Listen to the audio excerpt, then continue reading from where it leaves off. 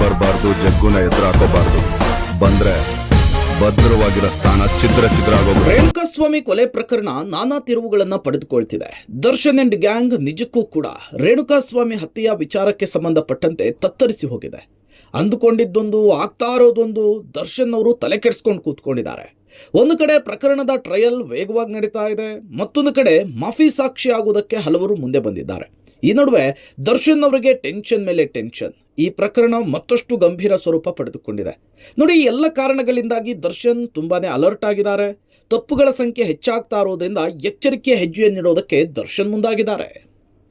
ಕಳೆದ ಬಾರಿ ಪರಪ್ಪನ ಅಗ್ರಹಾರದ ಜೈಲಿನಲ್ಲಿ ದರ್ಶನ್ ಇದ್ದಾಗ ಜೈಲಿನ ನಿಯಮಗಳನ್ನೇ ಧೂಳಿಪಟ ಮಾಡಿದ್ದು ರಾಷ್ಟ್ರಮಟ್ಟದಲ್ಲಿ ಸುದ್ದಿಯಾಗಿತ್ತು. ಜೈಲನ್ನ ಐಷಾರಾಮಿ ರೆಸಾರ್ಟ್ ರೀತಿಯಲ್ಲಿ ಫೀಲ್ ಮಾಡ್ಕೊಂಡಿದ್ರು ದರ್ಶನ್. ರೌಡಿ ಶೀಟರ್ಗಳ ಸ್ನೇಹ, ಹೊರಗಿನ ರೌಡಿ ಶೀಟರ್ಗಳ ಜೊತೆಗೆ ವಾಟ್ಸಾಪ್ ವಿಡಿಯೋ ಕಾಲ್ ಮಾತನಾಡಿದ್ರು. ಅಲ್ಲಿಂದ ಶುರುವಾದ ತಪ್ಪುಗಳ ಸಂಖ್ಯೆ ದಿನದಿಂದ ದಿನಕ್ಕೆ ಜಾಸ್ತಿ ಆಗ್ತಾನೆ ಇತ್ತು. ಹಾಗಾಗಿ ದರ್ಶನ್ ಅವರಿಗೆ ಅವರ ವಕೀಲರು ಸಾಕಷ್ಟು ಅಡ್ವೈಸ್ ಕೂಡ ಮಾಡಿದ್ರಂತೆ.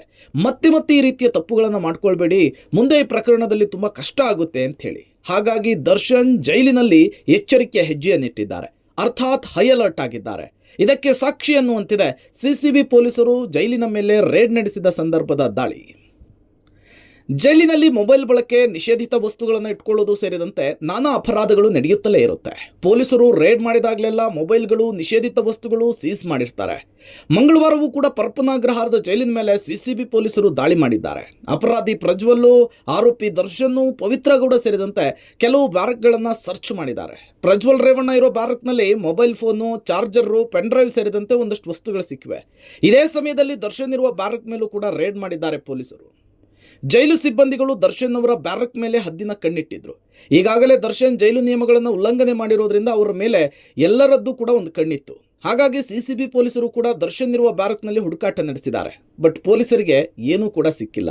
ಅಲ್ಲಿಗೆ ದರ್ಶನ್ ಪರಪ್ಪನ ಅಗ್ರಹಾರದ ಜೈಲು ಸೇರಿದ ಮೇಲೆ ತಪ್ಪುಗಳ ಮೇಲೆ ತಪ್ಪುಗಳನ್ನು ಮಾಡಿದ ಮೇಲೆ ಎಚ್ಚೆತ್ತುಕೊಂಡಂತೆ ಕಾಣಿಸ್ತಾ ಇದೆ. ಎಚ್ಚರಿಕೆಯ ಹೆಜ್ಜೆಯನ್ನು ಇಡ್ತಾ ಇರುವ ರೀತಿಯಲ್ಲಿ ಕಾಣಿಸ್ತಾ ಇದೆ. ಇದು ರೇಣುಕಾಸ್ವಾಮಿ ಹತ್ಯೆಯ ಪ್ರಕರಣದಲ್ಲಿ ಮುಂದೆ ದರ್ಶನ್ ಅವರಿಗೆ ಹೇಗೆ ಹೆಲ್ಪ್ ಆಗುತ್ತೆ ಅನ್ನೋದನ್ನ ಕಾದು ನೋಡಬೇಕಿದೆ.